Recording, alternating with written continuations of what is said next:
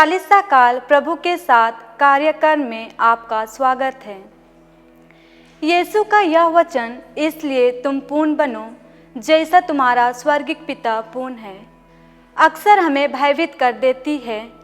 हम अपने कमजोरियों, असफलताओं और सीमाओं को जानते हैं, इसलिए पूर्णता हमें असंभव आदर्श जैसे लगती है।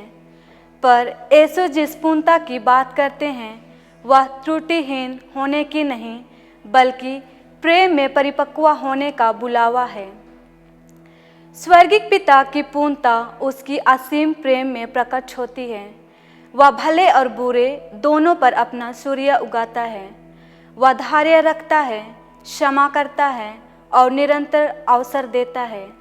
जब यीशु हमें पिता के समान पूर्ण बनने को कहते हैं, तो वे हमें उस प्रेम की राह पर चलने को आमंत्रित करते हैं।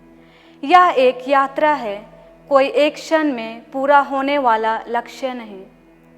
हम अक्सर पूर्णता को उपलब्धियों, नियमों के पालन या दूसरों से बेहतर बनने में खोजते हैं, पर सुसमाचार की पूर्णता विनम्रता में छुपी है।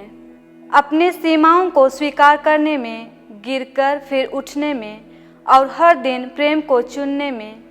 जब हम क्रोध के स्थान पर क्षमा चुनते हैं, उदासीनता के स्थान पर करुणा और स्वार्थ के स्थान पर सेवा, तब हम पूर्णता की ओर एक कदम बढ़ते हैं।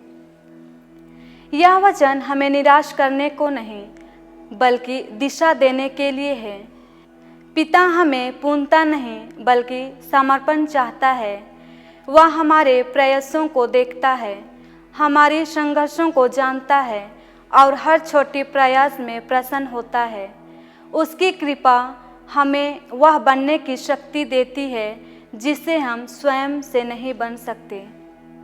पूर्ण बनो का अर्थ है प्रेम में संपूर्ण बनो।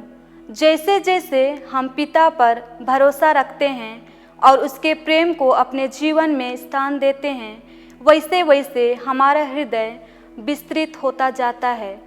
उसी विस्तार में, उसी यात्रा में हम उस पूर्णता को छूने लगते हैं जो स्वर्गिक पिता के हृदय से बहती है।